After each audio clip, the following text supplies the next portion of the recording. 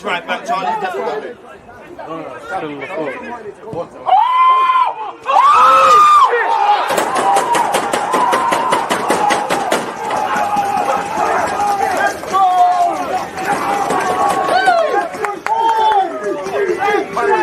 People deluded, I'm back again. Come on, Ian, man. Come on.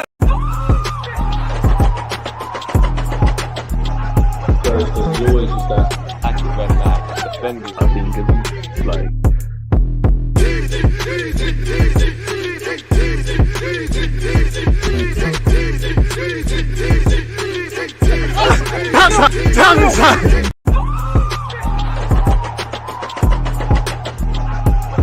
You always use that active and defending. I think it's like.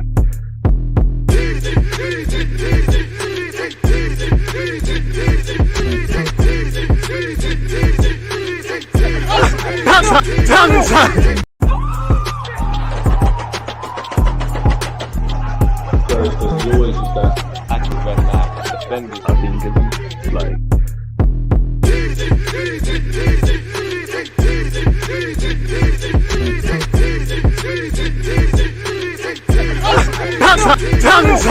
Excuse me, boss. What team do you support? What, Chelsea? Yeah. Fuck Chelsea. Chelsea shit. Yeah. Fuck Chelsea. What? Fuck you. Fuck Chelsea. Fuck you. Fuck twat. Chelsea, pussy or what? Say something. Go on, Fuck listen, Chelsea. Fuck you Fuck twat. Chelsea. You gotta love those people, man. Deluded are back again. Fabrice Muamba in the building, man. The sun is shining. We're back getting 3 points. Optimism's back in the air. What you saying, my guy? You know what? I'm good, man. I can't complain. You know, I'm good, man. So I'm just happy to see Arsenal playing the Arsenal way again. It was a much needed performance. I think you and I can agree that what was this performance against Southampton? What was this performance against the team that you needed to win games? You know, to increase your chance to win the Premier League. So, but you can't dwell on the past. I think you have to take the. You know, you're only as good as the team in front of you. So they did a good job.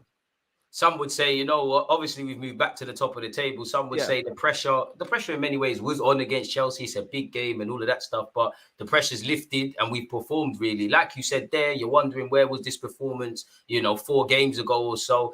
Let's get into it. What did you make of the game, man? The good, the bad, the ugly, if any? I mean, the good side of it was just Arsenal coming out of the tunnel with a purpose. There was energy about them. There was more of a momentum. Arsenal play with authority, dominant possession. I must say the Chelsea dead foot blood. Oh my days! No, I can't lie. I knew they were dead. Wow, that's too dead. Like too dead. Like you know what you make of that as a former footballer? Because like, what's going on? I know you can say the coaching, but there's some experienced players out there. They can't defend. They can't attack. Not stringing. You know what? The biggest thing in football is to motivate the player to play football. The biggest thing in football, especially the older you get, yeah, especially if you got the money. Yeah, that's the side that you don't want to worry about that. But to get them to be up for a game and to play, I just feel like Chelsea boys went in there. They just knew they would get peppered. So they weren't much thinking about playing elsewhere in that, man. They know Lampard's not even there next year, man. It just seems like they're just living in the moment, bro. But the way nothing out there, just thinking, yeah, I can see. Nah. You know, they have too of a bigger squad to deal with. There's not a concrete starting 11. There's always chopping and changing. There's no stability in that football club. So you're like, Chelsea just mile off it, like way off it. I thought with Graham Potter was bad. My God. Yeah, Lampard's found a way to be even worse. It's not making sense. Like, I don't understand what they were doing tactically. Only 3 players looked like they were on it. I actually started to think about doing 2 things in my life right now. You know, either bleach my skin, change my name, because boy, man getting job left, right, center like it's nothing out here, blood. Because boy. You're telling me like level now, like let's leave it level now. Yeah, you're telling me, come on. Like, we know why Lampard's got the job in it. He's benefiting from privilege. He's benefiting from the name. Obviously, you know, he's married to he's with the Redknapp family and all of that. So he's going to keep getting this. I haven't seen somebody rewarded for consistently failing. Got the Derby job without doing anything. Got the Chelsea job without really doing anything. Got sacked. Got the Everton job with nothing. Failed there. Went back to Chelsea where there's no expectations, where it's on the floor, bro. Somehow he's managed to be worse. So you're right. And you know he'll rock up in another job again anyways. And the funny thing about it, as you said, yeah, if anything, if lead job were available about 4 months ago, Lampard will be in He'll get that. in He will get that. conversations. Or if there's a job available next season, he's at a job. Be best believe you'll be involved in a conversation. But anyway, I think you got to give us credit to Arsenal how they play, how they took smile the game again, to bro. Chelsea. You know, they literally just big out to my boy Rob. You know what I'm saying? Came through. So you know what I'm saying. Even though I see what you mean. I think with Rob, maybe because I'm so for Bolton so much, I see why Yeah, you say. your Bolton bias was killing you, bro. It's killing you. No. Listen, I understand, but I feel like when it's up against certain people, yeah, you can see, yeah, he's peak out here for the moment. But anyway, he did what he had to do. What did you make of Kiwior? Because obviously, first Premier League start. Yes, it's not the like you said, it's not the same Chelsea team, but it's a big game to make your start. We needed to react. What did you make of Kiwior? Because for me, I think Newcastle's the real test, but we looked closer to how we looked with Saliba. We was able to press high. We was able to keep our players further up the pitch. He was getting tight to Aubameyang. Couple moments he could have done better, but I think he did all right. Listen, Kiwior, he hasn't really had enough of running the game in the Premier League. So for him to play like that in his first game is a positive sign where if Arsenal were looking to compete at all for next season, being able to rotate squad in terms of back four and back three, everybody needs to play a game. So I probably on his behalf, probably feel like it's very frustrated that he's not been given opportunity. Now that he's given opportunity and we see what he's capable of doing, I feel like I'm have to bring down Rob Holding and put him above Rob Holding for me. I feel like he's more agile.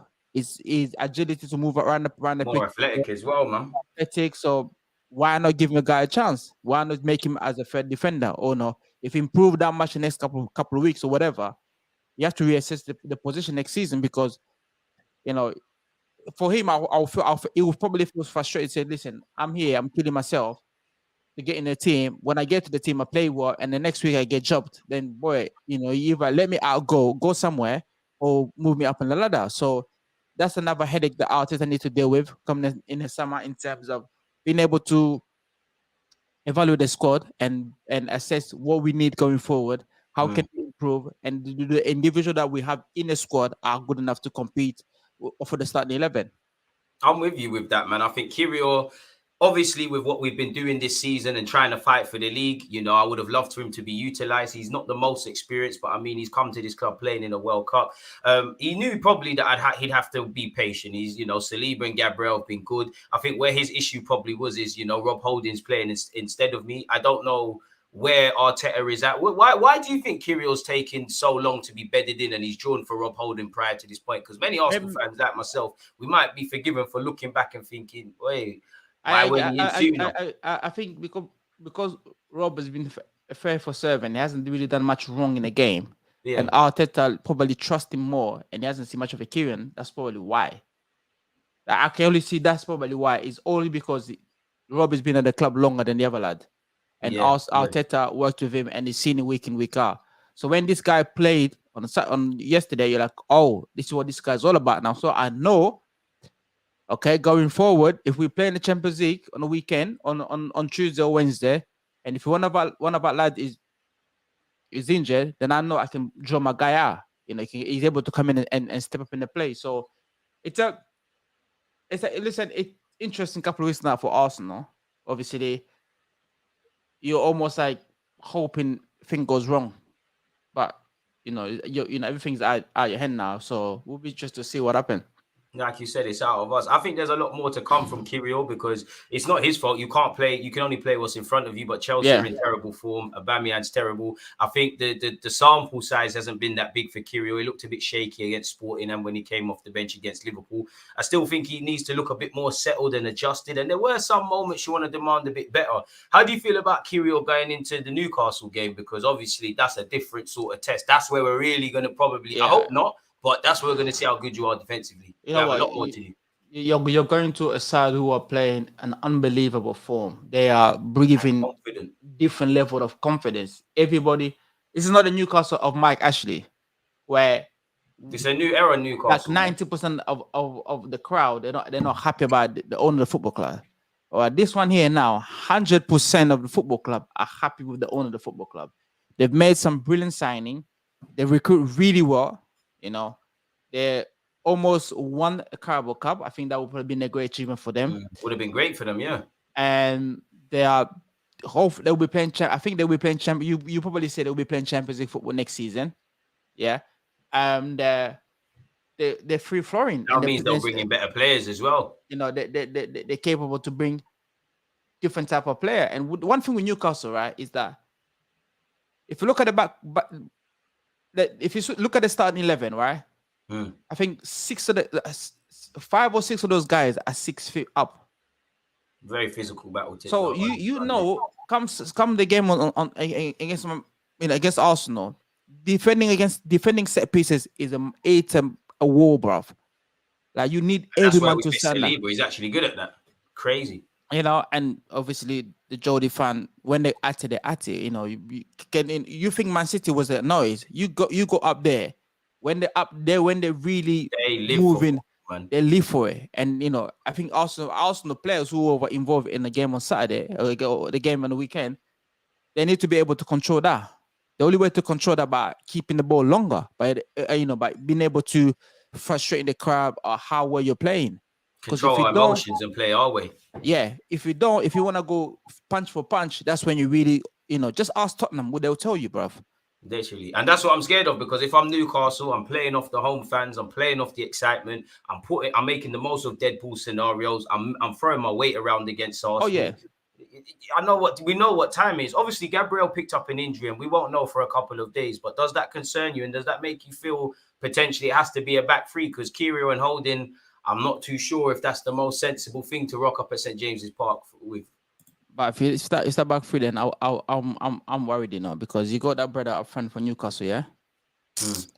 Isaac is on stuff. Isaac is on a different bruv. That's why I thought back three, because I don't want Holding. I know you saw that, was it against Everton, that dribble he did. I don't want Holding pulled into them wide areas if he has to play. I think he needs to protect these duns, man. I saw Isaac play. For the first time I saw him play for Newcastle was away at Anfield, yeah. Bruv, he didn't move on the Virgil van Dijk, yeah. I'm like, raw. Like, and I mean, like, how, credit to Eddie, how he's fed him slowly and surely into the system, because he is ridiculous, bro. And I mean, his movement alone is a problem. Very good player, man, with a lot of potential. Problem. And, it surprised me. I'm surprised to the point where, like, wow, Callum Wilson was playing all along, bro. When you watch this guy play, you're thinking, wow, like Newcastle have got like proper bowlers around there. They've got proper guys. You've got people like Joelinton, bro. My man used to be centre forward, but nobody was checking for him like that. He's completely, he looked like a boss in centre mid, man. Like you mentioned the Spurs game, he's arguably man of the match. He tore them a new one, really. And it's testament to Eddie Howe and his coaching staff. Like you watch Newcastle, yeah. I feel like when they got 1-2, bruv, they're not stopping, bruv. They're looking to they're going an early goal. Yeah, they don't stop. They don't look like if they score once in now, we want 2, now we want 3, now we want 4, bruv. We saw what happened to us last year against them before, and they weren't as good as they are now. They had good players, but you saw what happened to us away from home. So I hope the players are remembering that. As I said, two different clubs who are in a different direction. More or less in the same, more different direction, since that Newcastle want to cement that Champions League position. Arsenal fighting. If Arsenal lose this game, forget about Premier League. Forget it. Can't lie, I've forgotten about it already, man. For me, as you kind of said, like earlier, that one day, like if Arsenal lose this game, bruv, we can't lose. We can't lose a single game. It's out, as you said earlier, it's out of our hands. And for me, anytime in life, something has to be decided for me by other people. I look at it with a pinch of salt, and we're at City's mercy. We hope there's another twist and turn. But as you know, this is Pep Guardiola's time of the season. His teams always hit top stride and things like that. It's absolutely crazy. Going back to the game against Chelsea, what did you make of Martin Odegaard? Martin, again, an exceptional footballer. On his day, is very difficult to play against. He roam around different parts of the pitch. So intelligent. His awareness is unbelievable. His awareness is it's on another level. Like, I can see why he get frustrated when people don't see certain things he's doing, where he's in a position where he's asking for the ball to be given to him, but when he doesn't receive it, you feel like, okay, I see why. Because and he has a wonderful left foot. When he connected that ball, you're thinking, yeah, my guys are, them 2 goals for me, the goals were great, but it's the movement off the pitch. the movement. What he's doing, it was absolutely crazy. Like Chelsea, they were just trying to do 2 banks of 4-4-4-2. But as you know, it doesn't matter. You can get in your shape. You need to follow runners. Like I'm seeing Odegaard, Jorginho, Xhaka.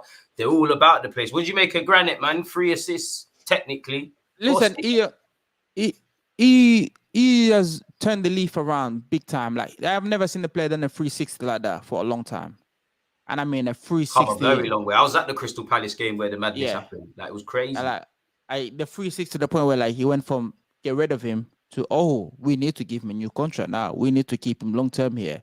I think before he used to play in a position where that didn't suit him. Now he's more offensively have the freedom to do what he needs to do because you got people at the back doing other job. Now we see the benefit of him. He's able to. He's playing a bit further forward, and nobody.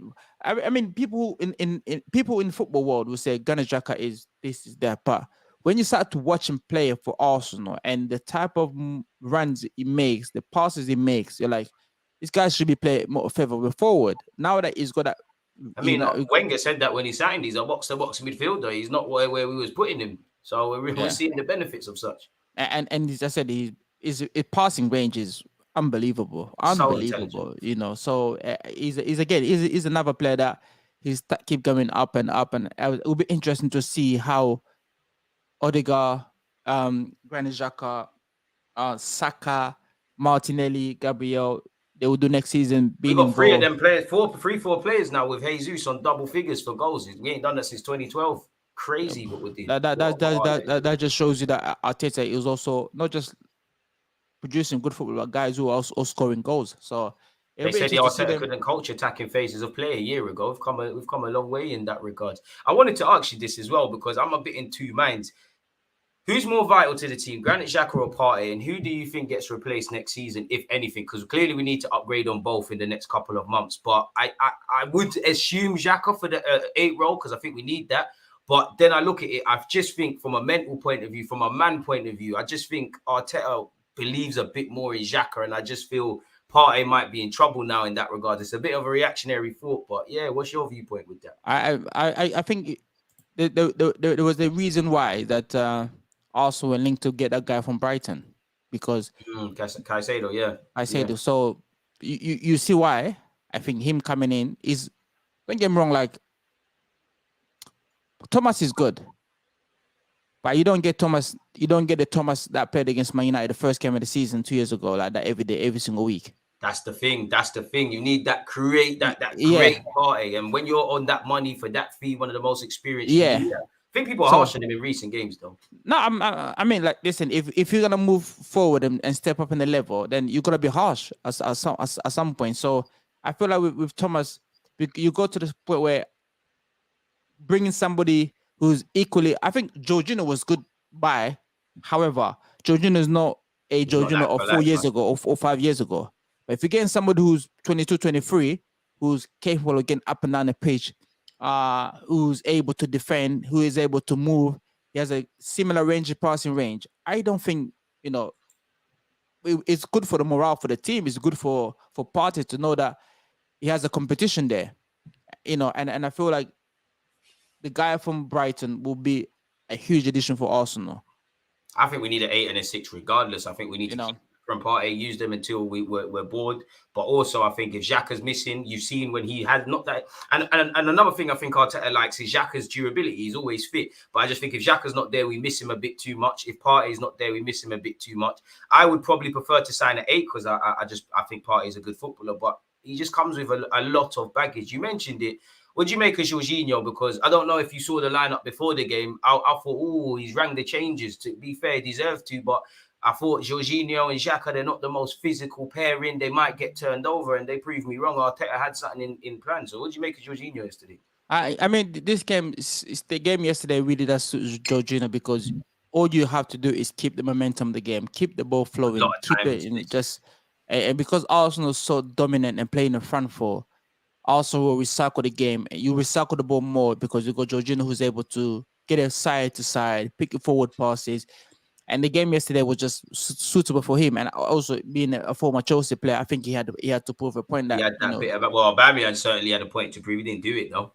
So you're right on that. Yeah, I mean, Aubameyang's a whole different story, isn't it?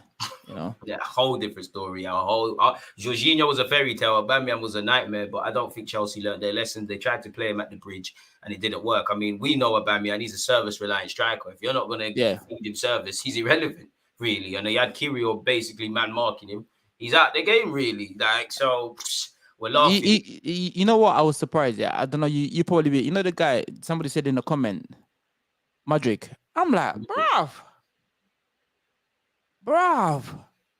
I don't know what they tell you in that meeting to sign for Chelsea, yeah?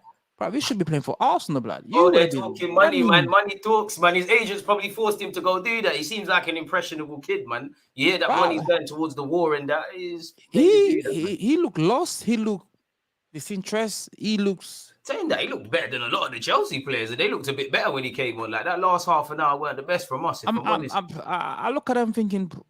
Ukrainian Neymar, they say. What? The Ukrainian Neymar. Did you? Where was you in January? The way the Shakhtar Dons were gassing him, they call him Ukrainian Neymar. They were saying, I think they said only Neymar, Vinicius, and Mbappe are better than him. Bro, they fleeced Chelsea. We might have got off lucky there. They actually finished Chelsea at the highest order, bro. Finesse Chelsea. And he's on a 7-8 year deal. So his agents, bro, the money, bro. People are getting mansions. The agent must be doing all type of creep walk out here. But they'll be like, hey, you know what I'm saying? Bro, generational wealth. He's gone on a couple holidays for sure, man. His mortgage is paid off. 100%. Soon things are opening weekend. Yo, let's bounce, bro. What are we doing? You know? He would have banged for us, but do you know what? I even felt sorry for him because, like, including myself, Arsenal fans give him a harsh time. We didn't front up the bands. Chelsea did, and he went over there really and truly. So it makes sense. Obviously, what do you make of us defensively? Because it's another game where I believe we should have a clean sheet, man. You could only defense what's in front of you, and Arsenal did a good job to defend against a okay Chelsea team. Nothing wow, nothing extraordinary. The real test will be on Sunday. Real test on Sunday. To defend against a team who are quick in a counter-attack, physically strong, capable of matching you everywhere you can ask for. That much as well. You know, can you defend the set pieces with guys who are 6'1", 6'2"? Can you cope with the atmosphere there? That's where the real test will come from. And defensive-wise, it can't just be the guys at the back, but the back. It has to start from the guy. Start from the front, yeah. Jesus all the way down to the back. Thank you. This is what I tried to tell people. You know, our first attacker is Ramsdale because that's the reason we're playing out from the back. Jesus is our first defender. Would you make a Jesus and Trossard? Because I don't. Obviously, when Xhaka's got 3 assists, when Odegaard's done his thing, you know, when Jorginho's done what he's done, they're not really going to get praise. Really, what did you make of him? Because I think him and Trossard did very well. I still feel like Jesus is about a week or two away from to seeing the full, because you know, remember it's been out for a long time as well. Been out for a very long time, yeah. When you see the glimpse of what he's capable of doing, you're like, he's moving in the right direction. Well, with Trossard, you know what you give Trossard, bruv. You know what you're getting, bruv. Oh, that left hand side, the first 2 goals, amazing. He comes in, he don't business. He'll take you on. He'll cause you to do what you need to do, and it's a good signing. It's a very good signing for Arsenal, and it will be even better. It will be even more interesting to see how he developed for next season. Yeah, because we're going to need these experienced players, you know. Again, obviously, with the games before Chelsea, we let ourselves down. But I think people forget, you know, the 3 men we brought in January, they all played and they all relatively did well. I thought, you know, I understand why Saka plays. Like, Saka's like our Mo Salah in it. Like, regardless of form, he can do things for you. Yeah. If I'm real, I thought Martinelli probably should have kept his space in the team. And obviously, Trossard going to the right-hand side. What did you make of Saka yesterday?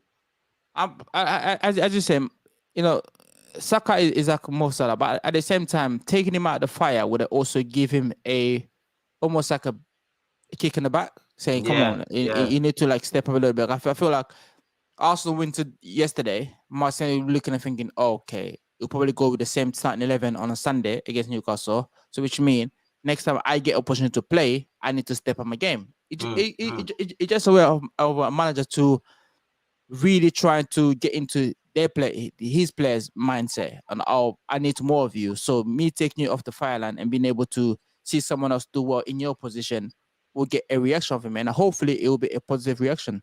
I'm with you with that, man. That's what we need. I mean, you know what, football, as you know, football works in seasons, isn't it? Like Saka's been for the last 2 years overperforming, and then when we, in terms of goals, and when we hit this kind of period, him and the young players have a bit of a wobble. But that's why you have a squad. You know, you look at Jesus and Zinchenko; they've never been regular starters at City, but Yeah. in their title wins, there was times they came in, and in the 2-3 games, they've made a vital contribution, really and truly. So they've did what they've needed to do, really. So But you're right. I think the difference City and Arsenal that is that the squad are capable to bring on like for likes players More and experienced as well. and more experience. If Arsenal had a Martinelli like before, you can able to take him out of the pitches as quickly as possible. Give him 2-3 days. Because sometimes when you watch City, you're like you couldn't even put it. People like Ford are not even getting the starting 11, bro.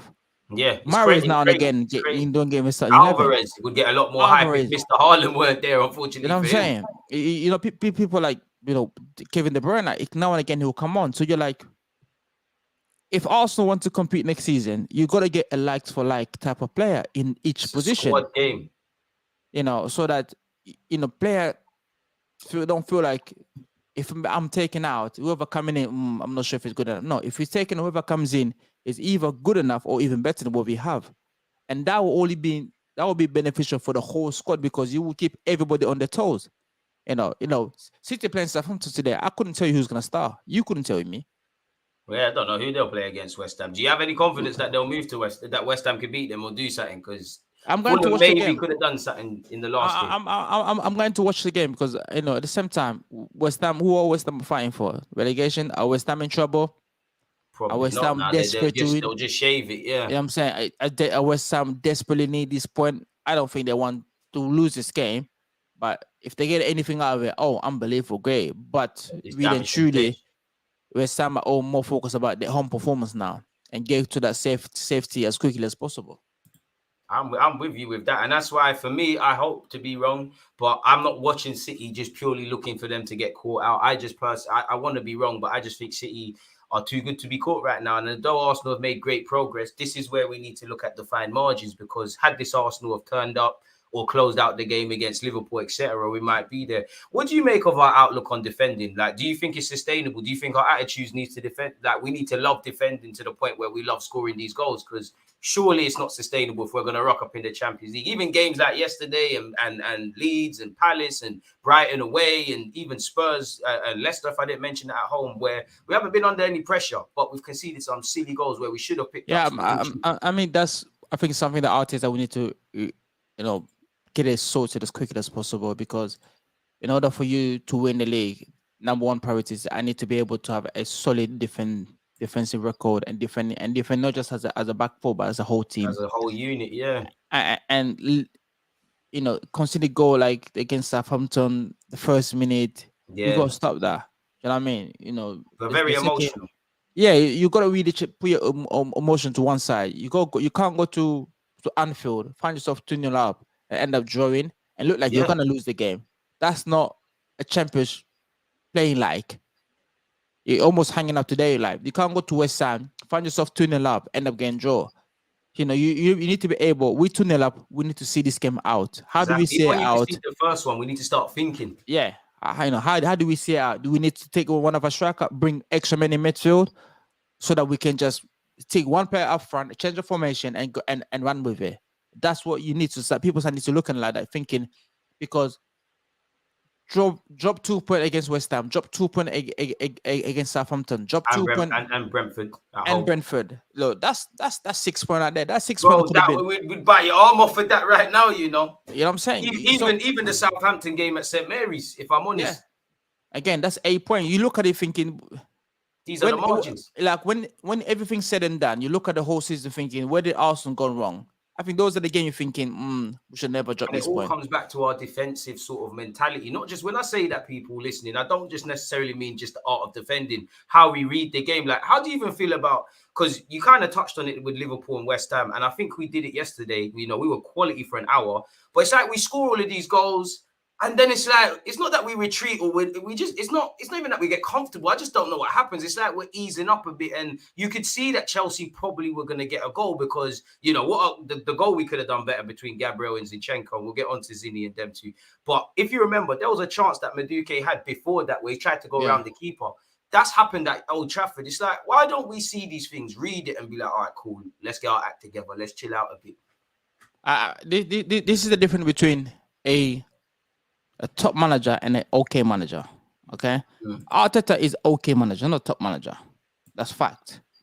People like Mourinho, if Mourinho is 2-0 up here, best believe, brother, yeah, people coming off and men is bulking up that midfield and that back four. Like people are making injuries, grabbing water bottles, doing the dark arts of it. Whereas Arteta looked like he wants to go and play and enjoy, which this is great. But in this time, since March, April, I don't want to look pretty. I just want to win. Points first. We get the 3 points first, and we can bulk up that difference and just see the full. Can you imagine if Mourinho was Arsenal manager, yeah, and they go to West Ham, you're 2-0 up. You think Arsenal still playing 4-3-3, or you'll be like, you know what, one up front, we're 5 in the midfield, yeah. We do, we're switching up what we're doing. We're probably going to sit a bit deeper and sit deeper and say, no, come break us up. Yeah. And then we'll probably get a third off the back of get afraid. The transition. And that's when you start looking at it. I think, listen, Arteta's done great as a manager, but the difference to win the championship is when you realize that, okay, I need to know, I can't go to Anfield, be 2-0 up, thinking, okay, a 2-0 up at Anfield, no problem at all, 60 minutes, change, you come in, bang, let them, okay, bring them up now, let's see what they're made of. And then you catch them on the counter-attack. That's what you want to see. You know what I'm saying? But he's so wanting to play pretty football, dominate this and that. Listen, it's great, but it's the time and the place and the time of the season wanting to do that. Right now, I'm in a business, brother. I just want to make sure I want to win, and we can't here. That's first. You're right on that. Do you think Arteta has to hold too many of these players' hands? Because as much as I agree with what you're saying, and I think it's facts, a lot of the time I see Arteta in these moments, you can see he's telling players what to do. And as you know, the manager can give you all the info. Once you step on the field, you're on your J's in it. And I don't think our players are street smart. Yeah, I can accept it from the Sakas and Martinelli's to a point because they're experienced. But the whole collective team, you've got Zinni there, you've got Gabriel, we're an inexperienced team, but we've got experience. And these guys are playing and they've seen this kind of theme all season. Like, how much do you look at the players to get it together in aspect? Because you can see Ramsdale bollocking these players about their clean sheet. I mean, if you look at the City squad, they're very experienced. They've been there, they've done that, so they know what it's like. If I got myself in a good position, I know how to go about it. Whereas this Arsenal squad, as much as they say they are a young squad, but they're also inexperienced. They've never been in this position before. They've never been in this position before. For Arsenal as a club, I haven't been in that position for a long time. So everybody in this present moment as Arsenal, they're all learning through this experience. And if Arsenal find themselves in this position again in 12 months' time, it'll be a whole different story. You know, that's my thing. It's all about just people looking at it thinking, okay, we did this wrong. How can we get better? How can we improve and move forward? And that's what Arsenal to look at going forward. As I said, it's a squad where the potential is there, but somebody said this in a comment is that Arsenal player only play in certain position. I think it's this one, and you have the City. They only play in certain position. That's so true, because when you look at the likes of City, bruv, it's a jigsaw, bruv. You can put Bernardo Silva left back. My man is moving like he's. That's because them man are street smart, really, in my opinion. Them man are a lot more street smart than us, really. But to be fair, we have got multifunctional players, you know, Benjamin, Tomiyasu, Zinni, Xhaka in a couple of roles, Jesus, Trossard, Smith Rowe. We have got that. I just think Smith Rowe, don't sleep on him. Keep your stocks. Don't sleep on him. He's not done yet, bro. He's not. Listen, trust me, he's going to be back. We're going to be sat here and you're going to say, you know what, DG was right, you know. He's going to be back. And wherever he goes, I'm following him. Well, not out of Arsenal, but you get the point. They see the middle of my hair. He's going to have a chance to come back like me, bruv. So allow him, bruv. Allow it, bro. I watch. When Smith Rowe's back, Bro, don't support him. He has a chance to come. He has the same chance of me going to Turkey, get my hair done, yeah. Then he come out to play for Arsenal, bro. So allow it, bro. You gotta remember, we're in the champs next year. We need a big squad. Hey, Smith Rowe's not done, man. That Turkey doctor, I need to touch my hair because man, hey, that's the same chance man go to come back here on the left. Hey, why don't you rate Smith Rowe, man? I can't believe this, man. He's a baller, though, man. He's a baller. He's a bit soft, but he's a baller. 50 million pound next season is gone, man. We shake his hand. Thank you for your service, bro. What's that here, bro? 50 still, but him and Keta, bro. No issue, bro. You know what I'm saying? What do you make of Nelson? He's been linked with Brighton and he's starting to get these 1-2 appearances now. Now, apparently, there's a contract on the table. Brighton are asking for him. He's probably going to be a free agent. What would you do if you're Nelson? Is he a free agent? Free agent and in the summer, yeah. Yeah, he's gone. Would you go if you was him? Yeah, he's gone. He's gone. I think he's gone for what it's worth because you need to go. I think he needs to divorce from. I would love to keep him, but I think he needs to divorce from Arsenal and go somewhere where if you put in the shift in training, you're at least kind of guaranteed to play 2, 3, 4, 5, 6, 7. I want to see him away from Arsenal. How good of a footballer he is. That's what I'm saying. I think he needs to divorce. Like I think you look at what Joe Willock got to a certain point. He had to leave to get to where he is. You look at Musa, maybe Balogun. Everybody's journey is different, and I think with Nelson, he's probably a bit naive. Don't get it twisted. If Arteta likes you, the club is moving forward, and you want to be comfortable, be comfortable. But I just think he's still got that attachment to Arsenal. I've come from the academy. All the Haaland boys are there. I think he needs to be a bit like young Charlie Patino. I don't know if you've seen the rumours, but he's on leaving as well. I think he needs to do what you can do for 12 months from now, be a better footballer. Kind of what you were saying as to why you left Arsenal to go and get first team football and play. And I think you got to be realistic at some point in your career. Look at the thing, well, okay, where's this going? You know, and I think with him, there's the problem that you have sometimes is especially some of the academy lads in London because they're so London. They don't want to explore anything else outside London, and hence why when you leave London too late, you find it very difficult to adapt. But if you're able to explore other avenue quickly early in your career, wow, you'll be able to. But then he went on loan to Germany. I don't think he went to Germany and Holland. I don't think it was cutting it like that. He's been both of them. I think with Nelson, he's a bit of a confidence man. I tried to tell people my YouTube channel them few years. I'm like, Nelson in Germany, he's doing very well. He's progressing. But a lot of people were just seeing the 5-minute clips of the goals and getting gassed. They're not watching the 90. There was actually games he would score and ghost, games he didn't score and play amazing, really. So it all depends. I was about to ask you, did you see that clip of that footballer wore a mask? Which one? The rap dog? Yeah. Who that? Yeah. Apparently that's Shea Ojo, allegedly. Shea from Liverpool. Apparently that's who they're saying. Nothing can be confirmed, but that's who they're saying, really. He's technically not even a Prem baller. Bro. Wow. You thought it was Arsenal, man, innit? I told you Eddie ain't got time for that, man. I told you he ain't got time for that. If I was playing, if I was in the same team as him, yeah, I'll wait for him on Monday, Brother, what are you doing? But seriously. He's covering his face though, man. Like, no. I'll just tell him, brother, what you on, bro? You gotta make it. You gonna make a decision, bro. Because, like, okay, imagine, yeah, we fighting a relegation. You put on that kind of video, bro. But I hear it. But like, the way I will have you up here, bro. I am telling you. Like, I don't understand this idea where, like, okay. Well, he's not the first footballer to do the music thing, right? He was on it. Yeah, but picking a timeless face, bro. You're saying to me, if you drop that beat on summer, yeah, and you on a summer when everybody's off, bro, that's not a problem. During the season, where'd you have time to do that? Yeah, but you know yourself, but how much hours do you man train or did train? Yeah, but what's supposed to be to relax? You're talking media. What? Pav, I will wait for you in the corridor. I'm like, brother, yo, come, let's do this different way. Because I'm like, where's your mind is? Where is your mind? Like, where are you taking this? Because you're like planning for a career after football, man. You gotta think. You might as well cut already then. If you're thinking already long term, if your long term is you spent in bars, my friend, you might as well do one in there. You're right. I can't disagree with what you're saying, man. What do you make of Zinchenko's defensive performances generally? And do you defensive liability? Do you think that's an area of concern for all he gives to our team? Look, this is the problem with current football. Yeah, the current current football, I'm gonna ask you this question. Yeah. Would you prefer to have Trent or Wan-Bissaka in your team? I know where this is going. I'm going to say Trent in it. I'm going to say Trent. So I'm you going to say said Trent. you- No, I hear you. You No, gotta no, defend I first, didn't be say. proud of yourself. I asked a question. I Yeah. know where this is going. Okay, you I'm gonna asked say it Trent. because the I know where this is modern game is become so attacking minded. Yeah, of course.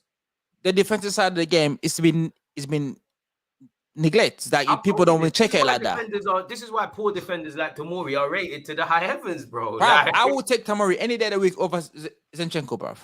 When it comes to yeah, defending, but Zinchenko's Yeah. lazy. Like, I get it though. I understand what you're saying. The game, Yeah. on one hand, I agree with you because I always say that we talk about goalies. First thing is how good are they with their feet. Yeah. I think some things should stay where but they're then at. that's very twist of you because you're saying to talk about goalie, how good is he? Then when we talk about defenders, how good of a defender are you? So which Yeah. means Zinchenko defending, bruv, is academy level at best. Yeah, but we gotta remember he was a centre mid. Like, is he ever gonna be an elite defender? Like, is he ever gonna do it?